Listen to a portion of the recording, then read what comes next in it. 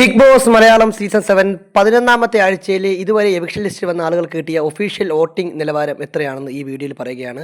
ഇതുപോലെയുള്ള കൃത്യമായിട്ടുള്ള കണക്കുകൾ നിങ്ങൾക്ക് അറിയണമെങ്കിൽ നിങ്ങൾ നമ്മുടെ ഈ ചാനൽ സബ്സ്ക്രൈബ് ചെയ്ത് കൂടെ കൂടുക.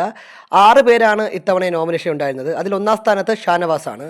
ഷാനവാസിന് 52,000 വോട്ടുകളാണ് ഇതുവരെ നേടാൻ കഴിഞ്ഞത്.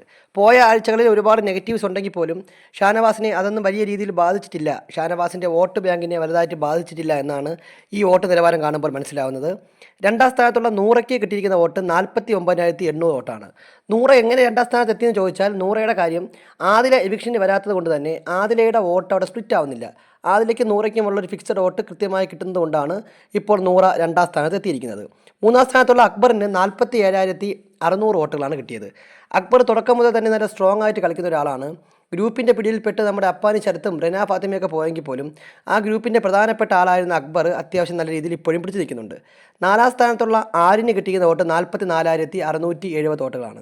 ജിസയിൽ പോയതിനു ശേഷം ആര്യൻ ഗെയിമിലൊക്കെ നല്ല രീതിയിൽ മെച്ചപ്പെട്ടുണ്ടെങ്കിൽ പോലും പ്രേക്ഷകരുടെ പിന്തുണ ആ ഒരു ഇമ്പാക്റ്റിൽ ഇപ്പോഴും കിട്ടുന്നില്ല എന്നുള്ളതാണ് വാസ്തവം. ആര്യൻ്റെ പെർഫോമൻസ് അനുസരിച്ച് ഇതിലും കൂടുതൽ സപ്പോർട്ട് കിട്ടിയതാണ്.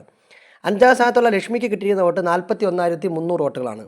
ലക്ഷ്മി മീ പറഞ്ഞ പോലെ വന്ന ആദ്യ ആഴ്ചകളിൽ ഉണ്ടാക്കിയ ആ ഒരു ഇമ്പാക്റ്റ് പിന്നീട് അങ്ങോട്ട് ഉണ്ടാക്കുന്നതിൽ പരാജയപ്പെട്ടു എന്നുള്ളത് ഫാക്റ്റാണ്.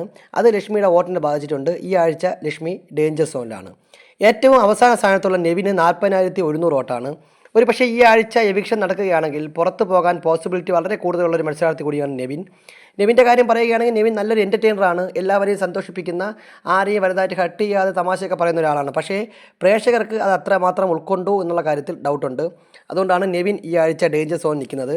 എന്തായാലും നിങ്ങൾക്ക് ഇഷ്ടപ്പെട്ട മത്സരാർത്ഥി അവിടെ തുടരണമെന്ന് ആഗ്രഹമുണ്ടെങ്കിൽ നിങ്ങൾ ജിയോ ഹോട്ട്സ്റ്റാറിൽ പോയി വോട്ട് ചെയ്യുക. വോട്ട് ചെയ്യാനുള്ള സമയം അവസാനിച്ചുകൊണ്ടിരിക്കുകയാണ്. ഇന്നാണ് അവസാന ദിവസം.